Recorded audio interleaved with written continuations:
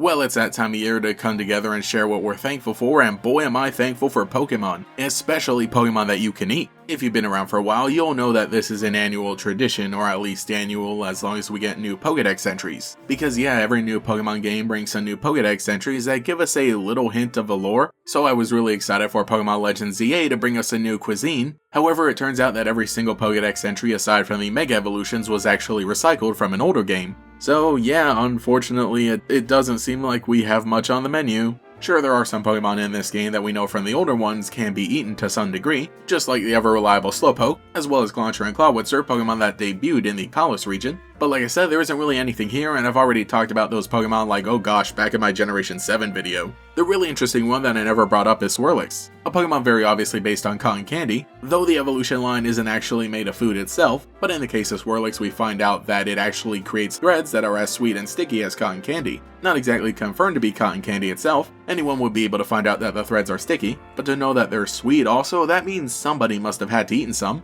and the fact that its diet consists mostly of sugar, then it does actually kind of make a little sense for this Pokemon to be able to create cotton candy. So sure, I'll count it. But with ZA being a Legends game, one of the things we can actually take a look at are some of the side missions that are all food related. So yeah, that's what I did today, and yeah, it was kind of a fun time. And speaking of the fairy-type dog Pokemon, one of those missions has us meeting a grumpy Slurpuff hanging outside a cafe. The owner works here, but because he's on his shift, he can't take Slurpuff to its favorite cafe, so it can have its favorite food and calm down. And while I fully support this Pokemon going on strike until he gets his sweets, I might as well be the one to bring him over. So I thought this was going to be an escort mission, but it turns out the little guy knows exactly where he wants to go and is even leaving me in the dust. So this one was kind of funny, the cafe was only down the road, but I appreciated my time with the little doggo. And when we get there, the cafe owner knows this Slurpuff and gives him the regular, and oh my gosh, that is a lot of food. I even get a free drink as a thank you. So yeah, fun little mission, and when the owner comes by, one of the rewards he gives you is the Whipped Dream that allows you to evolve your own Slurpuff. So if this little time at the cafe doesn't endear you to want to get your own, I have no idea what will. The next mission has us heading to Cafe Cyclone, where one of the workers tells us his idea for a brand new tea, one that utilizes Pansage, Pansear, and Panpour.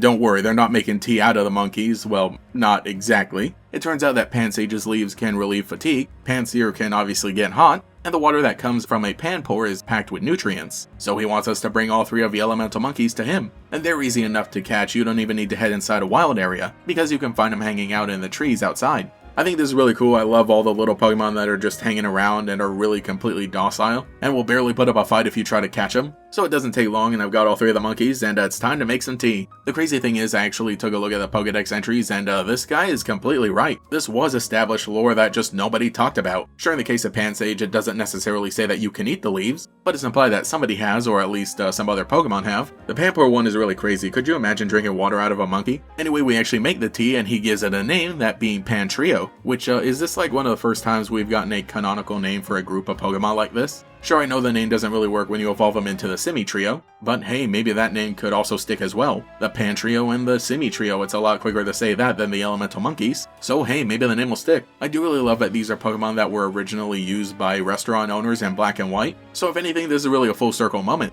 I'm glad these guys are getting more appreciation, maybe it's a hot take, but you know, it would have been cool if they also got Mega Evolutions. Anyway, continue with the hot takes. The next mission finds us at another restaurant with a little Litleo who isn't firing on all cylinders. Yet again, the Pokemon are going on strike. This Litleo is supposed to serve as a fire in the kitchen to cook all the food, but he just isn't feeling it, so we have to rev him up with a battle. And you know, maybe I should have recorded the footage for this when I had a lower level Pokemon, because yeah, this just isn't really fair even though the guy has a whole 3 Pokemon. Anyway, after obliterating this guy's whole team, that's about it. The Litleo goes back to work in the kitchen. Man, you know, am I the bad guy here? Well, enough of that. Now that we've had a full meal, it's time to take out the trash. No, literally, there are a bunch of Trubbish hanging out outside this one cafe, and the employee wants us to help get rid of them. And how do we do that? Well, we're given an item called the Tasty Trash, which will cause a Trubbish to follow us as we go take it to the trash can down the alleyway. Man, I got confused too, because as soon as I turned left, I saw these trash cans, but apparently I wasn't allowed to go toward them. There were some other trash cans I was supposed to go to. Oh boy, thank you, cool game. But dropping off the bag here, all the Trubbish hang out, and they're far away from the restaurant now. And no, you cannot catch these Trubbish afterwards, trust me, I tried. But man, this was a mission they were hyping up in the trailer. For the moment, that is where things kind of end in terms of food-related missions. Unless, of course, you count all the first times visiting all the restaurants. Yep, that's right, Restaurant Lina, Liya, Liwao, and Sushi High Roller all return in this game. Because obviously they would.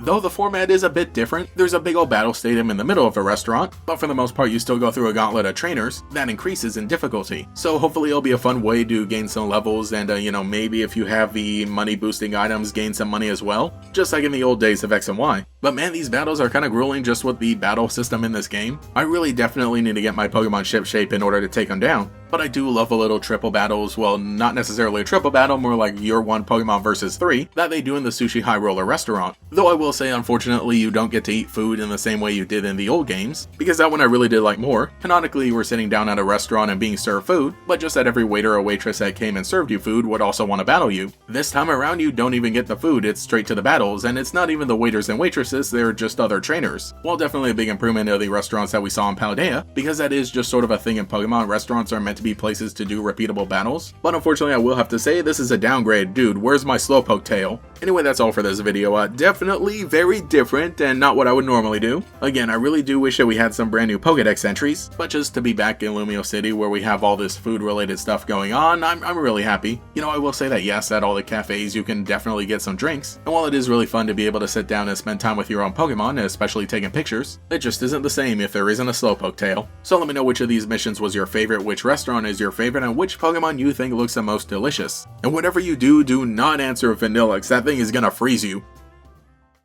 Thank you to every channel member for your continued support, including the Great Gators. Toucan Nia, That's Ven, Alex with Shiny Hunts, TBC Plumbing, Queued Up, Dabuda, Cosmo Zero, Tyler Hopper, Koi 13, Cemetery Hill, Cheez-It 62, Gator Kid 509, TF, Mathaclog 947, Taichirai, Phantom, and Quago. If you'd like to support, see your name here, get access to emotes for comments, live streams, sometimes early videos, a members Discord, and our monthly podcast, you can become a channel member today. You can also follow me on Twitter and Blue Sky as well for more memes. Anyway, this is GatorX, and I will catch you all later. These days, everyone's trying to catch Nintendo's Pokémon. So catch a Pokémon beanbag for only $4.99 with any KFC meal. Catch all four. Better hurry up. I'm starting my own collection.